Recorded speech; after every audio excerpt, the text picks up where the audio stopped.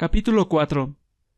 Conforme a lo convenido, Emilio y Martin decidieron hacer una larga gira por las minas apenas se levantaron de la cama. No entrarían al interior de ellas, pero Martin, con las explicaciones de Emilio, empezaría a conocerlas por fuera. La ascensión allí era de 1 legua más o menos desde la casa de Emilio.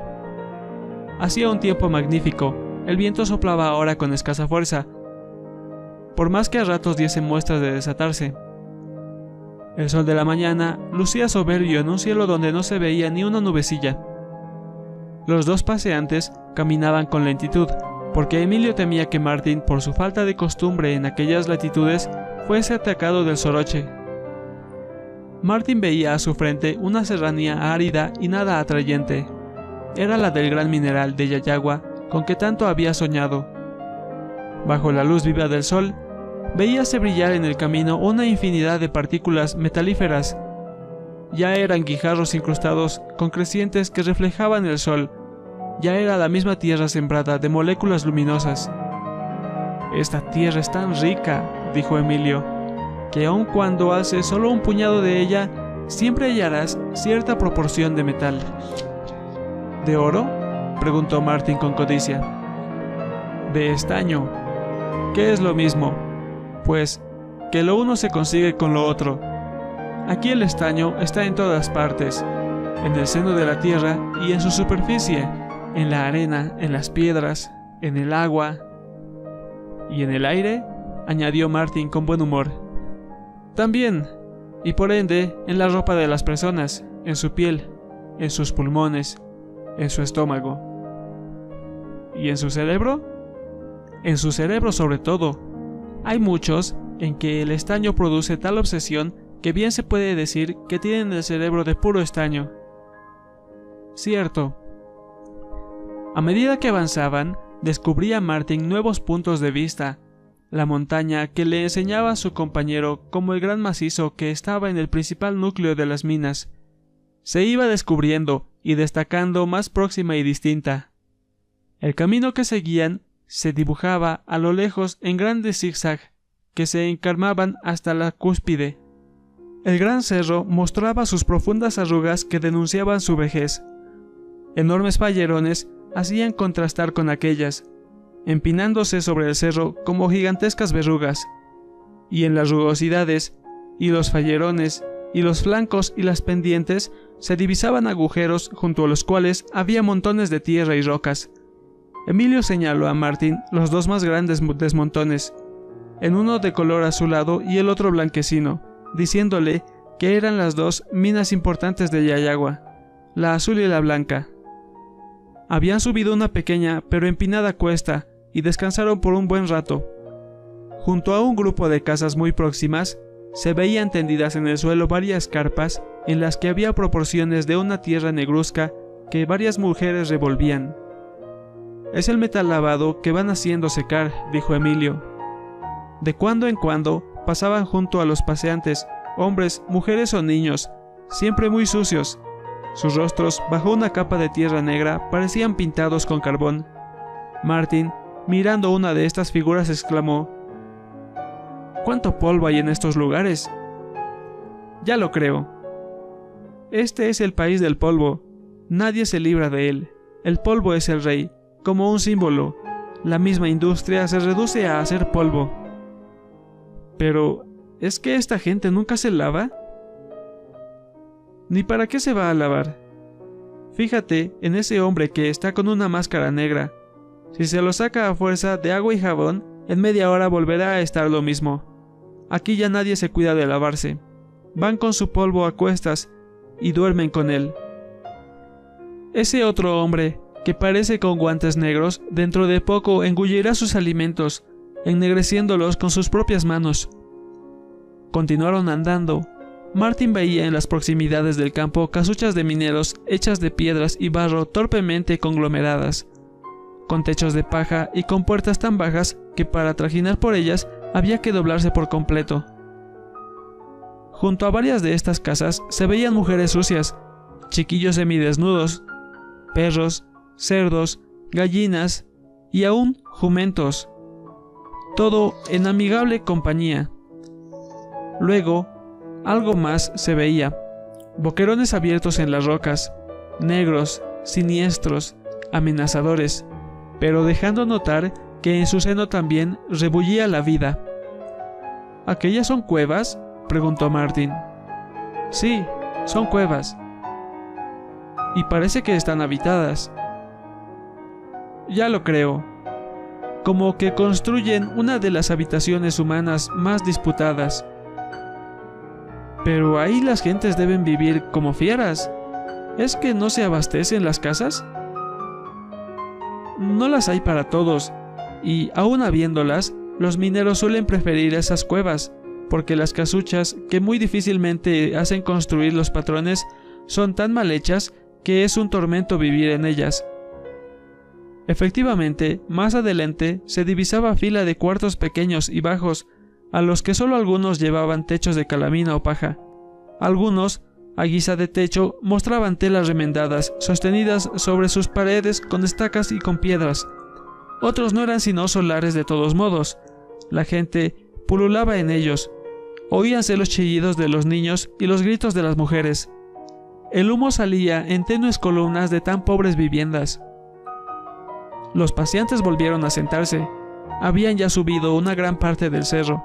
Las minas se veían más próximas.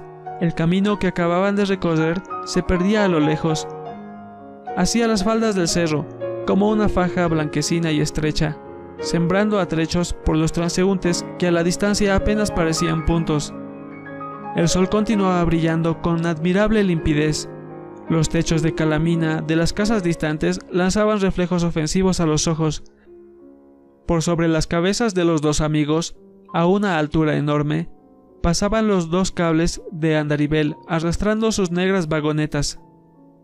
Pronto estaban contemplando desde cierta distancia la bocamina de la Azul. Lo que más se oía era el ruido del andarivel y el frecuente resonar de las carretillas que salían de la mina cargadas de fragmentos de pequeña tierra y conducidas por hombres que echaban esos fragmentos al desmonte. «Esa es la caja», dijo Emilio. «Allí también hay estaño». «¿Y entonces, cómo lo echan así?» «Porque como el estaño está ahí en menor proporción, no vale la pena sacarlo y prefieren siempre lo más rico». De la Azul pasaron rápidamente hacia las minas que escalonaban hasta la altura. Cada una consistía en un agujero que seguía por fuera un terraplén y por abajo un montón más o menos grande de tierra y piedras extraídas de las entrañas terrestres. En torno se veían casuchas de triste aspecto y gente siempre muy sucia y ocupada en sus respectivas faenas. Veíanse también tropas de burros y llamas en los que se cargaba el metal explotado. En la mina La Blanca volvieron a descansar los paseantes. Martin gozaba viendo el extenso panorama que desde aquel sitio se desarrollaba hacia abajo y al frente. El cerro, casi vertical en sus alturas, a medida que los ojos bajaban por sus pendientes, iba extendiéndose en líneas más o menos oblicuas hasta formar a sus plantas una llanura que se desplegaba con leves inflexiones hasta el río de Catavi.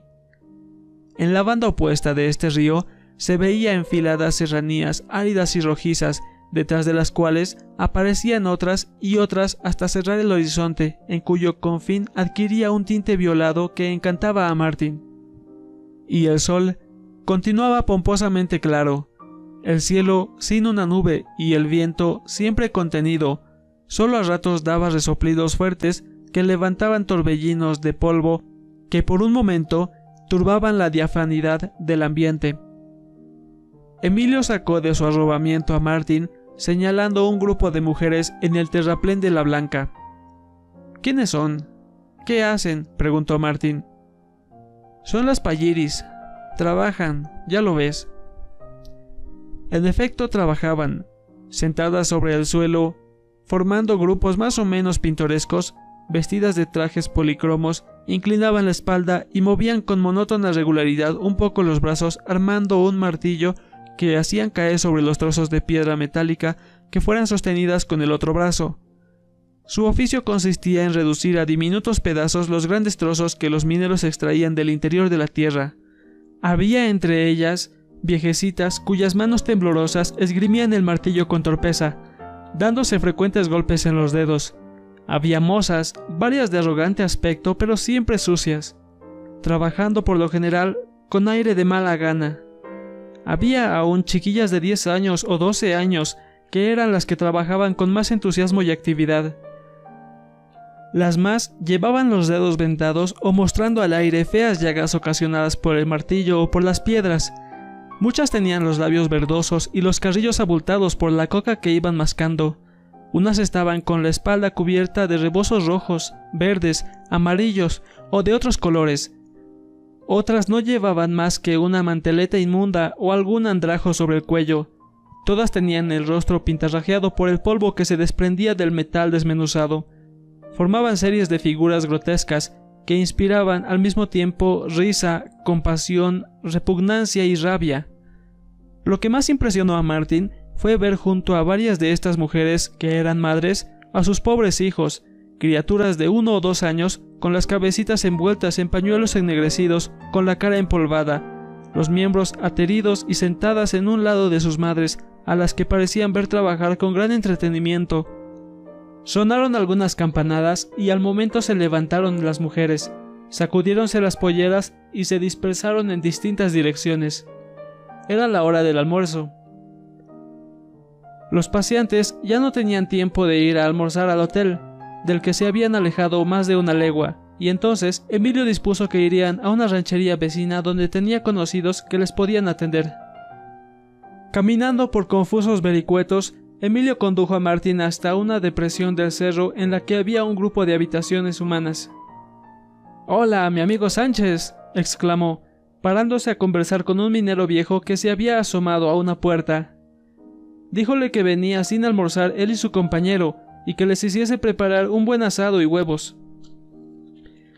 El minero llamó a su mujer y le encargó que hiciese lo indicado. Luego invitó a los jóvenes a pasar a su vivienda. Era un cuartucho que, en su mayor parte, estaba ocupado por una cama inmunda. Una infinidad de cacharros se veía en el suelo. En un rincón, un grueso haz de cebollas estaba sobre un montón de patatas.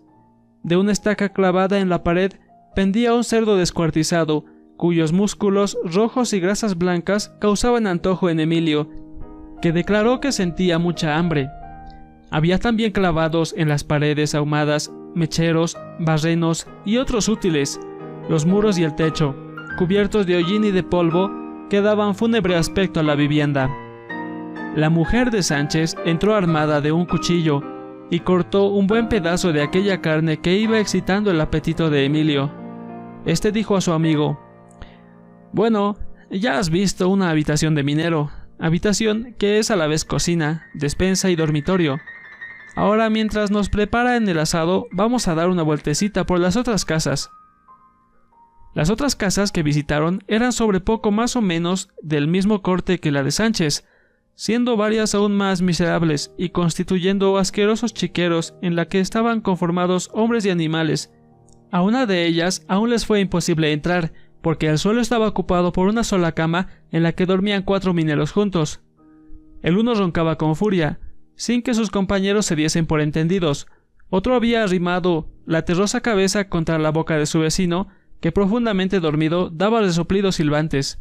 El cuarto abrió los párpados en el momento en que pasaban los 2 amigos. Hizo ver sus globos oculares rojos y soñolientos, y luego volvió a cerrar para seguir durmiendo. Emilio dijo: «Estos son los que trabajan 24 horas. ¿Hay quienes trabajan 24 horas? Sí, y también 36. En otra casucha, recostado entre un montón de harapos, estaba un hombre solo, de rostro abotagado, tosiendo con frecuencia y escupiendo en el suelo. En las paredes y en la cama, esputos ahumados o nauseabundos. «¿Cómo estás, Arce?», díjole al entrar Emilio. «Siempre lo mismo», respondió el minero con apagada voz. «¿Y tu mujer y tu hijo? ¿Dónde están? ¿Cómo te dejan tan solo?» «Mi mujer ya está aburrida de verme padecer, y ya no quiere ya ni verme. Mi hijo ha ido a Panacache, a la fiesta». «¿A Panacache? ¡Qué atrocidad!». Cuando salieron, Emilio dijo: «Ese es un enfermo, atacado del mal de las minas. No tiene remedio». Efectivamente, Su mujer debe estar aburridísima porque esa enfermedad suele prolongarse bastante. Su hijo estará divirtiéndose en Panacache. ¿Qué es eso de Panacache? Un poblejo de esos donde van todos los años en romería los mineros de estos lugares. El hijo de ese hombre, como te digo, debe estar ahora bebiendo y bailando. Se habrá gastado un dineral para comprar su disfraz. Es el lujo de estas gentes.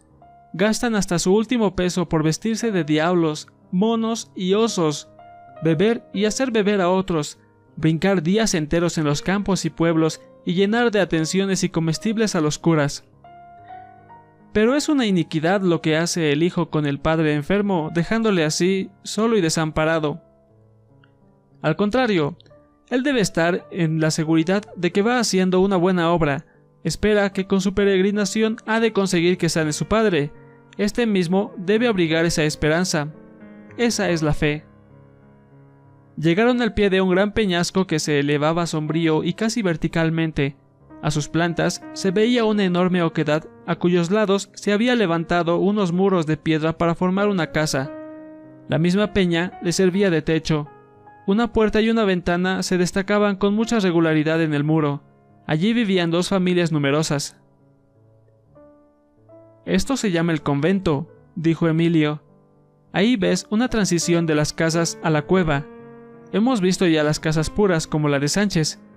Esta otra es medio casa y medio cueva.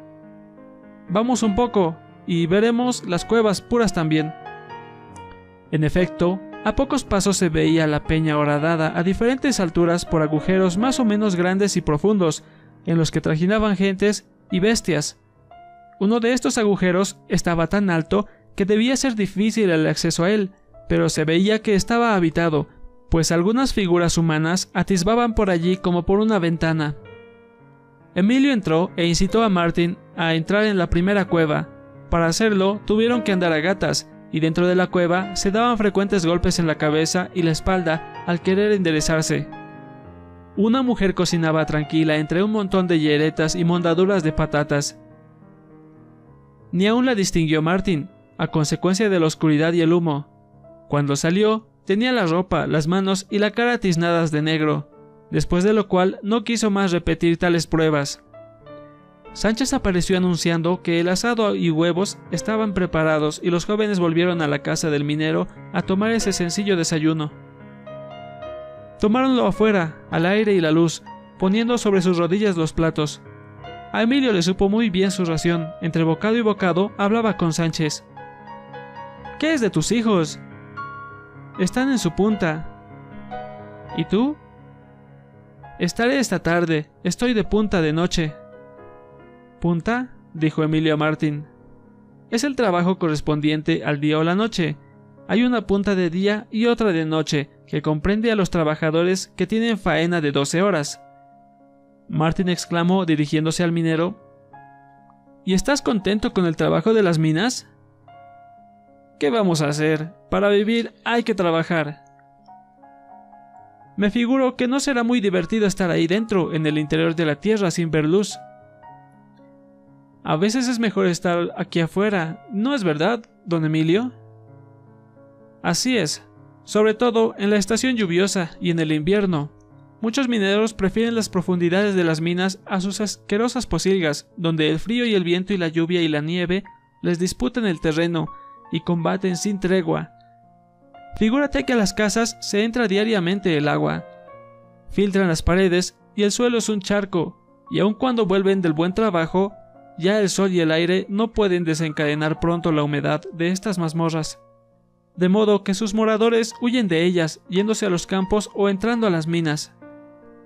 De todos modos, yo preferiría cualquier cosa a permanecer en esos antros». Prorrumpió Sánchez. «Tiene miedo el viracoche». «Sin embargo», añadió Emilio, «te conviene conocer el interior de las minas. Debes entrar allí en la primera ocasión». «Procuraré no hacerlo». «Psst. Es lo más sencillo. No tendrás más que andar con alguien, tiento agarrado del mechero. En esos subterráneos es de suponer que irás con guías, y ellos te indicarán los malos pasos, los piques, las gradientes. Aquello solo es una serie de galerías. Cierto es que a veces hay que agacharse y pasar arrastrándose como una serpiente por lo angosto y bajo de algunas comunicaciones. En Yayagua están las minas muy mal laboreadas y por eso se ven cosas que perjudican la explotación. Cuando entres tú allí, verás las vetas y sabrás lo que son la guía, la yusoca, etc. Como ya sabes lo que es la caja. Verás también a los barreteros horadando las peñas con las barretas o haciéndolas volar con dinamita, a los apiris carreando la tierra, a los torneros, a los chivatos, a los pongos. Al pasar por su lado, te saludarán con avemarías o con maldiciones a su suerte y a la hora en la que les parió su madre. Es de suponerse que no tendrás la desgracia de que te caiga una aiza o te alcance un tiro de dinamita, o que te derrumbes en un cuadro. Sería lamentable. He visto muchas veces hombres degollados por las aizas. He visto piernas y dedos volados por la dinamita, así como he visto personas reducidas a un poco de grasa por una caída a un cuadro de altura de 200 metros. Pocos momentos después, los paseantes emprendían el regreso a Yayagua con la panza llena y magnífico humor. Emilio, al despedirse del minero, díjole: «Oye, Sánchez, ¿y cuándo arreglas esa deudita?» «En esta semana sin falta». «Hombre, no te descuides». «Pierda cuidado, don Emilio». Y Emilio, volviéndose a Martín, le dijo: «Es uno de mis deudores. A ver qué tal metal me entrega». Cuando bajaban, Emilio señaló a su derecha una bocamina próxima, exclamando: «¿Ves esa mina? Que se llama Quimsachata. Fíjate en ella, es la que vas a pedir en contrato». Martín miró con detención aquel agujero, encontrándolo tan torvo y sombrío como los otros que ya había visto. Sin embargo, esa era la mina que debía darle plata y la satisfacción.